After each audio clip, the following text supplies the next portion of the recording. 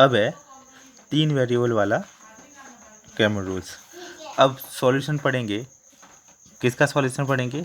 जब आपको क्या दे रखे हो, 3 वेरिएबल दे रखे हो। 3 वेरिएबल को सॉल्व करने का तरीका, ये आपकी इक्वेशन है।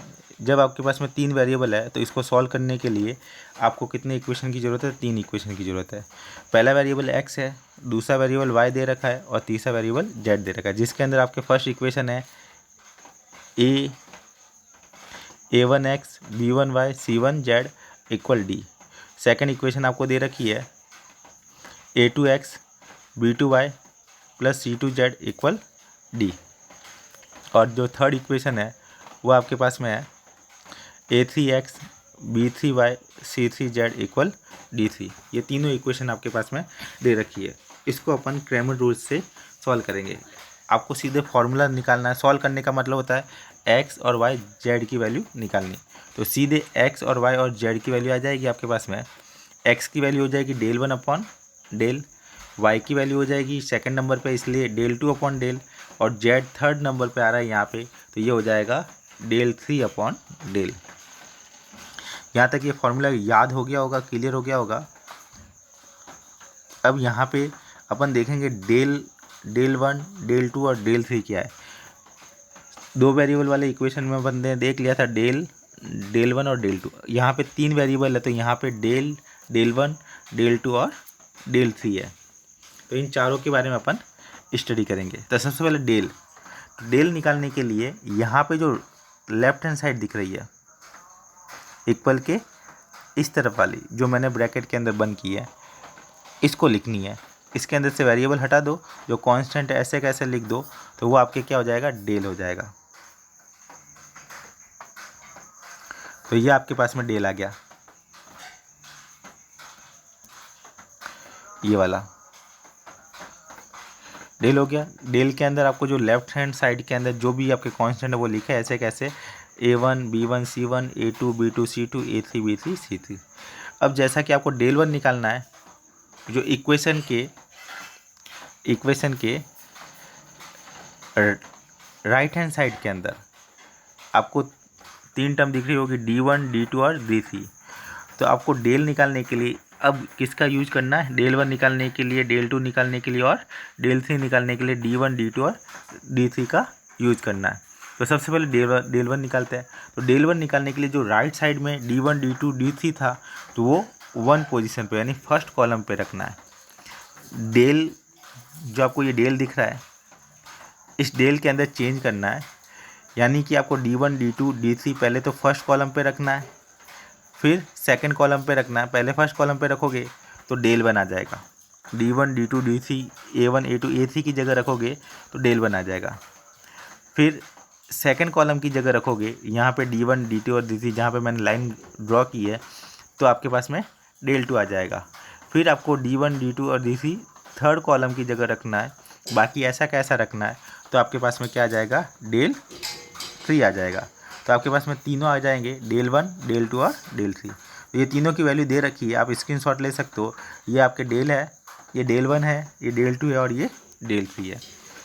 अब इन तीनों की वैल्यू निकाल के, डेल 1 डेल 2 डेल 3 और डेल, इन चारों की वैल्यू निकाल के आपको गिवन इक्वेशन के अंदर रखनी है।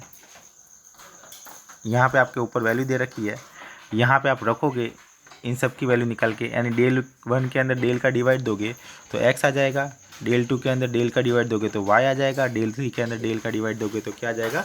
z आ जाएगा। और आपके पास में किसकी वैल्यू आ जाएगी? सबकी वैल्यू निकल जाएगी।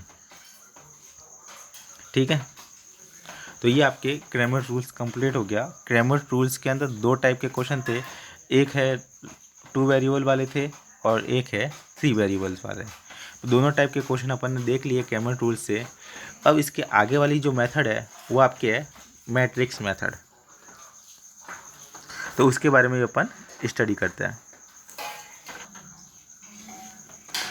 अब है matrix method for the solution of a non homogeneous system a simultaneously linear equation.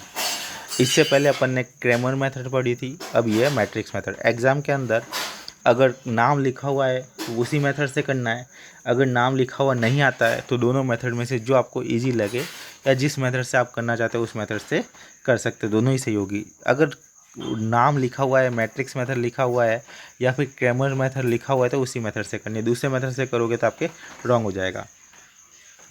ये आपके 3 वेरिएबल वाला है जो सिस्टम दे रखा है, उसके अंदर कितने वेरिएबल है, 3 वेरिएबल है। और क्रैमर रूल्स के अंदर केवल जो कांस्टेंट अलग फॉर्म में दे रखे थे इसमें अलग फॉर्म में दे रखे, कांस्टेंट किसी भी फॉर्म में दे रखे हो सकते हैं, कोई ज़रूरी नहीं है। तो यहाँ पे A11, A12, A13, A21, A22, A23, A31, A32, A33, फिर यहाँ पे B1, B2 और B3 दे रखा है। इन सबको किस फॉर्म में जमा है, डिटर्मिनेंट और मैट्रिक्स की फॉर्म में लिखा हुआ है, यानी इन सबको आपको किस फॉर्म में अरेंज करना है, मैट्रिक्स फॉर्म में अरेंज करना है। तो जो यहाँ पे कांस्टेंट है A11, 12, 13, तो उसकी एक अलग मैट्रिक्स बना दी, और जो आपको वेरिएबल दिख रहे हैं एक्स वाई जेड उसकी अलग बना दी, और जो राइट हैंड साइड में आपके कांस्टेंट है उसकी अलग बना दी। वापस इसको सॉल्व करोगे, मल्टीप्लाई वगैरह करवाओगे, जो गिवन है वो आपके पास में आ जाएगा। इसको जब सॉल्व करोगे जो गिवन है इक्वेशन उस फॉर्म में आपके आ जाएगी, सॉल्व करके कंपेयर करनी है तो गिवन इक्वेशन की फॉर्म में आ जाएगी। ठीक है, अब देखते आगे। ये जो इसके अंदर मैट्रिक्स फॉर्म में तो लिख दिया, फिर इस मैट्रिक्स फॉर्म को इक्वेशन की फॉर्म में नीचे लिखा है AX = B। क्या दे रखा है, एक इक्वेशन दे रखी है AX = B। जो A है वो ये है, जो X है ये आपके XYZ वाली मैट्रिक्स है, और जो B है वो आपकी A1, B1, B3 है, B1, B2 और B3 है। तो यहाँ पे दे रखा वेयर A = ये है, B = ये है, और सॉरी X = ये और B = ये है। इन तीनों की वैल्यू AX = B। यहाँ पे आपको AX = B है, यहाँ से आपको X की वैल्यू निकालनी है। वो X क्या है, XYZ है। अब उसकी वैल्यू निकालने के लिए आपको सबसे पहले क्या निकालना पड़ेगा, inverse of A matrix. A matrix की इन्वर्स मैट्रिक्स निकालनी है। वो क्यों निकालनी है, क्योंकि आगे एक फॉर्मूला बन रहा है। देखो यहाँ पे दिख रहा होगा, क्वेश्चन के अंदर गिवन है क्या है, AX = B। Both side A inverse से क्या करवा दिया, मल्टीप्लाई करवा दिया। जब भी A इन्वर्स से मल्टीप्लाई करवाओगे तो यहाँ पे आपके लेफ्ट हैंड साइड के अंदर A इन्वर्स × A आया है, तो इन दोनों का मल्टीप्लाई क्या होता है, I, और I को किसी से भी मल्टीप्लाई करवाओगे वो का वो आता है। और राइट हैंड साइड में आपके पास में आ गया A इन्वर्स B। तो यहाँ पे आपके X की वैल्यू आ गई, X = A inverse B। X की वैल्यू क्या आ गई, A इन्वर्स B। ये आपके फॉर्मूला है। मैट्रिक्स मेथड के अंदर आपको XYZ की वैल्यू निकालनी है, तो उसके लिए जो ये अभी ब्रैकेट के अंदर क्लोज फार्मूला है, इसी फार्मूले का यूज लेना है। इस फार्मूले में आपको क्या निकालना है, A इन्वर्स निकालना है। A इन्वर्स जो भी आएगा वो आपकी एक मैट्रिक्स होगी, B भी आपकी एक मैट्रिक्स है। इन दोनों को आपको क्या करवाना, मल्टीप्लाई। जब इन दोनों को मल्टीप्लाई करवाएंगे तो एक तरफ तो आपके पास में होगा XYZ। ये जो कैपिटल X है वो कैपिटल X एक मैट्रिक्स है X, Y और Z की। इसके इक्वल में भी आपके एक मैट्रिक्स आएगी, उसके अंदर आपके 3 रो और 1 कॉलम होगा। जैसे इसके अंदर 3 रो और 1 कॉलम है, तो वो भी आपकी 1 कॉलम वाली मैट्रिक्स आ जाएगी, जिसके अंदर कुछ भी हो सकता है, वैल्यू होगी, जैसे 5, 6, 7 है। यहाँ पे ये फॉर्मूला दिख रहा है, इस फॉर्मूले में A इन्वर्स × B करवाओगे तो आपके पास में कोई एक मैट्रिक्स आ जाएगी जिसके अंदर कोई वैल्यू होगी। तो फिर आपको कंपेयर करनी है। जैसे ही दोनों की कंपेयर करोगे तो X की वैल्यू यहाँ पे क्या आ रही है, 5 आ रही है, और दिख रहा है Y की वैल्यू क्या आ रही है, कंपेयर करने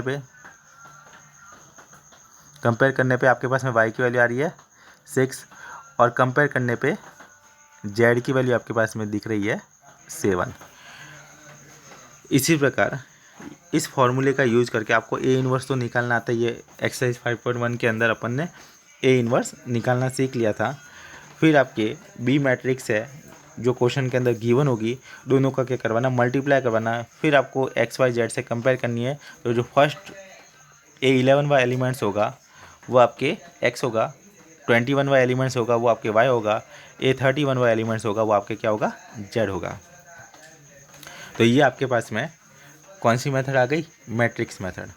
दो मेथड है, क्रैमर रूल्स और दूसरी आपके मैट्रिक्स मेथड। दोनों मेथड अपन ने सीख लिए। दोनों मेथड के लिए कुछ स्पेशल केस है, स्पेशल कंडीशन है, वो अपन नेक्स्ट क्लास के अंदर पढ़ेंगे। अब कुछ एग्जाम्पल अपन सॉल्व कर देते हैं। एग्जाम्पल सॉल्व करने से पहले यहाँ पे आपके फ्लो चार्ट दे रखा है मैट्रिक्स मेथड का। फ्लो चार्ट का मतलब होता है कैसे क्वेश्चन को सॉल्व करना है। इस फ्लो चार्ट से अपन समझ सकते हैं। स्टार्ट में दे रखा है given system can be written as ax equal B. जो आपके गिवन सिस्टम है, 3 इक्वेशन दे रखी है, उसको किस फॉर्म में लिखना है, ax इक्वल बी की फॉर्म में लिखना है। फिर चेक करना है डिटर्मिनेंट a। अगर डिटर्मिनेंट a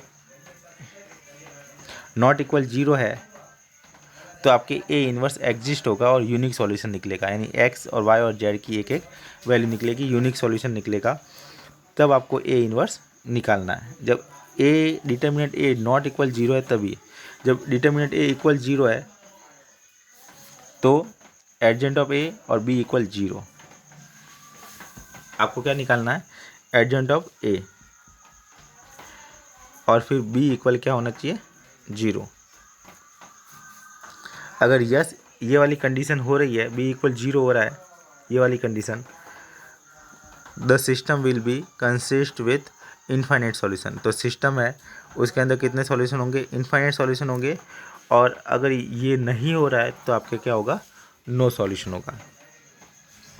ठीक है, तो आपको मैक्सिमम क्वेश्चन के अंदर ये नीचे वाली स्टेप नहीं करनी है। आपको ये यहाँ पे मैक्सिमम क्वेश्चन के अंदर डिटर्मिनेंट a नॉट इक्वल 0 ही मिलेगा और a इन्वर्स निकालना है और आपको सॉल्यूशन फाइंड करना। अगर आपको सॉल्यूशन फाइंड करने के लिए बोल रहा है तो आपके डिटर्मिनेंट जो a है वो आपके नॉट इक्वल 0 यानी नॉन सिंगुलर मैट्रिक्स मिलेगी, सिंगुलर मैट्रिक्स नहीं मिलेगी।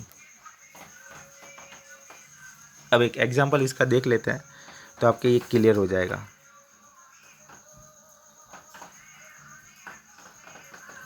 देखो ये एग्जांपल है, ये एग्जांपल नंबर फर्स्ट है। If coordinate of vertex of triangle are, example number first में दे रखे हैं कि कोई भी ट्राइंगल है उसके वर्टेक्स के कोऑर्डिनेट दे रखे हैं। कितने कोऑर्डिनेट दे रखे हैं, 2 ही दे रखे हैं।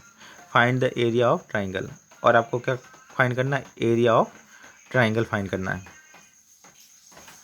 2 ही कोऑर्डिनेट दे रखे हैं और आपको एरिया फाइंड करना है।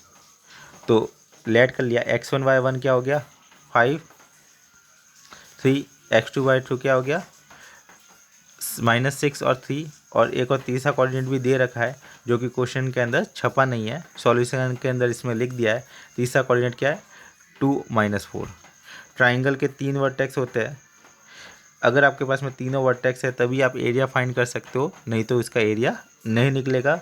2 पॉइंट से हमेशा लाइन बनती है, 3 पॉइंट से आपके लाइन भी बन सकती है और ट्राइंगल भी बन सकता है। लाइन कब बनेगी, जब तीनों पॉइंट क्या होंगे, कोलिनियर। ट्राइंगल कब बनेगा, जब तीनों पॉइंट कोलिनियर नहीं होंगे। ठीक है, तो ये आपके पास में तीनों पॉइंट है। ट्राइंगल का एरिया निकालने का फॉर्मूला मैंने बताया था, del equal 1/2 x1 y1 1, x2 y2 1, x3 y3 1। अब x1 y1, x2 y2 और x3 y3 की इसमें क्या रखनी है, वैल्यू रखनी है। ये इसके अंदर ये वैल्यू पुट करवा दी है। इसके अंदर इस इक्वेशन के अंदर वैल्यू पुट करवा दी है। वैल्यू पुट करवाने के बाद इस डिटर्मिनेंट को क्या किया है, एक्सपेंड कर दिया है, सॉल्व कर दिया है। तो सॉल्व करने के बाद आपके पास में ये ट्राइंगल का क्या आ गया, एरिया आ गया। क्लियरली समझ में आ गया होगा। अब देखते हैं example number second. Example number second में आपको प्रूव करना है so that point A B and C are collinear. आपको प्रूव करना है कि पॉइंट ए बी और सी क्या होंगे, कोलिनियर होंगे। तो इसके प्रूव करने का एक तरीका बताया था कि आपको ट्राइंगल का एरिया निकालना है। अगर ट्राइंगल का एरिया क्या आ जाता है, 0 आ जाता है, तो तीनों पॉइंट क्या होंगे, कोलिनियर। अगर ट्राइंगल का एरिया 0 नहीं आता तो तीनों पॉइंट कोलिनियर नहीं होंगे। इसमें आपको चेक नहीं करना है, इसमें आपको क्या करना है, प्रूव करना है। तो इसलिए ट्राइंगल का एरिया आपके पास में 0 ही आएगा। तब इसने देखो ट्राइंगल का फार्मूला लगा दिया, del equal 1/2 x1y1 1 x2y2 1 x3y3 1। ये आपके किसका फार्मूला है, ट्राइंगल के एरिया का फार्मूला है। फिर यहाँ पे x1y1 x2y2 और x3y3 की ये क्या रख दी, इसके अंदर वैल्यू पुट करवा दी, वैल्यू पुट करवा दी। फिर इसको ये क्या कर रहा है, सॉल्व कर रहा है। यहाँ पे इसको सॉल्व कर रहा है। इसने क्या किया है, कॉलम C1 में C2 को ऐड कर लिया है। तो फर्स्ट कॉलम के अंदर A1 plus ABC plus ABC आ गया। तो ABC ये क्या ले लेगा, कॉमन ले लेगा। तो इस स्टेप के अंदर ABC क्या आ गया, कॉमन आ गया। दो कॉलम इसमें क्या आ गए, सेम आ गए। कॉलम फर्स्ट दिख रहा होगा स्क्रीन पे, कॉलम फर्स्ट और कॉलम सेकंड के आ गए, सेम आ गए। किसी भी डिटर्मिनेंट के अंदर अगर दो कॉलम सेम हो तो उस डिटर्मिनेंट की वैल्यू क्या होती है, 0 होती है। तो इसको सॉल्व करने की जरूरत नहीं, सॉल्व करोगे तो भी आपके पास में क्या जाएगा, 0 ही आएगा। तो ये आपके इसकी वैल्यू क्या आ गई, 0 आ गई। तो इससे आप कह सकते हो कि गिवन पॉइंट्स आर कोलिनियर, जो गिवन पॉइंट्स है वो क्या है, कोलिनियर है। तो ये आपके एग्जाम्पल नंबर 2 कंप्लीट हो गया। एग्जाम्पल नंबर 1 के अंदर, इसके अंदर आपको एरिया पूछा था ट्राइंगल का। एग्जाम्पल नंबर 2 के अंदर कोलिनियर प्रूव करना था, तो उसमें भी आपको ट्राइंगल का एरिया ही निकालना था। एग्जाम्पल नंबर 3 है, if points are collinear then find the value of lambda. इसमें पहले से ही दे रखा है कि तीनों पॉइंट्स कोलिनियर, यानी ट्राइंगल का एरिया क्या है, 0 लेके ही चलना है और फिर लैम्बडा की वैल्यू आपको फाइंड करनी है। तो यहाँ पे देखो ये ट्राइंगल का एरिया है, इस ट्राइंगल के एरिया पॉइंट क्या दे रखे है, कोलिनियर दे रखे है, लिखा हुआ है points will be collinear if, इसलिए क्या हो जाएगा, डेल इक्वल 0, डेल इक्वल 0 लेके चलोगे और फिर इसको क्या करना है, सॉल्व करना है। आपके पास में लैम्बडा दे रखा है, लैम्बडा कॉमन भी ले सकते हो, कॉमन नहीं लोगे तो सॉल्व कर दो। तो इसने क्या किया, कॉमन नहीं लिया, क्या किया, सॉल्व किया। यहाँ पे अगर लैम्बडा तीनों सेकंड कॉलम में से कॉमन लोगे तो बाहर आ जाएगा, तो लैम्बडा इक्वल डायरेक्ट 0 आ जाता। लॉन्ग कट किया हुआ है, यहाँ पे इसने सॉल्व कर दिया और एंड में लैम्बडा इक्वल क्या आ गया, 0 आ गया।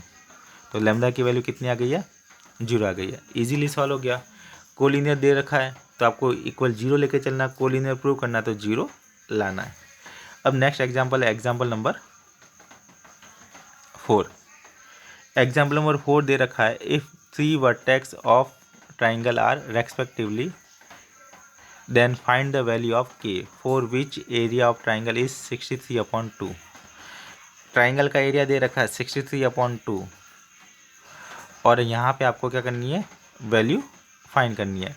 तो ट्राइंगल का एरिया इक्वल 63/2 रखना है। तो ट्राइंगल के एरिया का फॉर्मूला लगा दिया है, इसने ट्राइंगल के एरिया का फॉर्मूला नहीं लिखा है, डायरेक्ट वैल्यू पुट करवा दिए। तो आपको एक बार फॉर्मूला लिखना है, फिर वैल्यू पुट करवानी है, फिर उसके इक्वल क्या लिखना है, 63/2, जो कि गिवन है ट्राइंगल का एरिया। ये जो 2 डिवाइड हो रहा है उधर जाके क्या हो जाएगा, मल्टीप्लाई हो जाएगा और 2 से 2 क्या हो जाएगा, कट जाएगा। 2 साथ लेके चलने की जरूरत नहीं, 2 से 2 पहले से ही काट देना ताकि 2 की प्रॉब्लम सॉल्व हो जाए। फिर आपको इस डिटरमिनेंट को क्या करना है, सॉल्व करना है।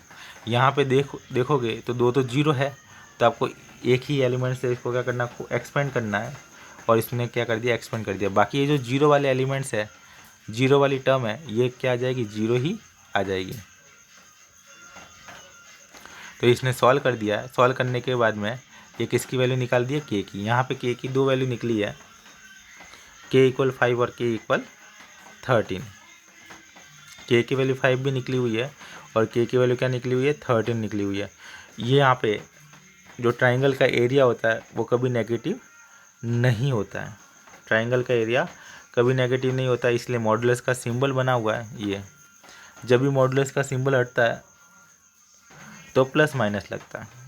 अगर ये प्लस है तो प्लस ही लिखना है, अगर ये इसकी वैल्यू माइनस आ जाती है तो भी आपको क्या करना है, प्लस करना है। तो यहाँ पे k की वैल्यू 5 भी हो सकती है और 13 भी हो सकती है। प्लस लोगे तो एक वैल्यू आ जाएगी और माइनस लोगे तो दूसरी वैल्यू आ जाएगी। तो ये आपके एग्जाम्पल नंबर 4 भी कंप्लीट हो गया। नेक्स्ट है एग्जाम्पल नंबर 5। ये जो एग्जाम्पल नंबर 5 है, डिटरमिनेंट का यूज करके line joining the point, using determinant find the equation of line joining the point. Determinant का यूज करके इन दो पॉइंट्स को ज्वाइन करने वाली लाइन की इक्वेशन बतानी है। तो इसकी मैंने इक्वेशन लिखवाई थी, वही आपको ट्राइंगल का एरिया इक्वल 0 लेना है, और जो फर्स्ट पॉइंट है x1 y1 उसकी जगह आपको xy लिखना है। क्या लिखना है? xy। फर्स्ट पॉइंट की जगह xy लिख सकते हो, सेकंड पॉइंट की जगह xy लिख सकते हो, थर्ड पॉइंट की जगह xy लिख सकते हो। यानी उन तीनों पॉइंट में से कोई एक पॉइंट क्या लेना है आपको? xy लेना है, चाहे वो फर्स्ट पॉइंट लो, सेकंड लो या थर्ड लो, और फिर उसको सॉल्व करना है। तो xy के अंदर आपको एक इक्वेशन मिल जाएगी जो दो पॉइंट से पास होने वाली इक्वेशन होगी। इसके अंदर इसने जो xy है वो थर्ड पॉइंट की जगह लिखा है, और बाकी जो गिवन दो पॉइंट है वो पहला वाला पॉइंट पहले वाले पे लिखा, दूसरा वाला पॉइंट दूसरे पे लिखा। ज़रूरी नहीं है कि आपको थर्ड पे लिखना है, फर्स्ट पे भी लिख सकते हो और सेकंड पे भी लिख सकते हो एक्स और वाई, और बाकी जो बची दो जगह है वहाँ पे आपको जो गिवन दो पॉइंट है वो लिखने हैं। फिर इसको सॉल्व करोगे तो आपके पास में एक इक्वेशन आ जाएगी। इसके पास में इक्वेशन आई है 7x - 3y = 0। तो ये आपके किसकी इक्वेशन हो जाएगी? लाइन की इक्वेशन हो जाएगी। आज के लिए इतना काफ़ी है। आगे के एग्जाम्पल का जो सॉल्यूशन अपन नेक्स्ट वीडियो के अंदर करेंगे। Thanks for watching.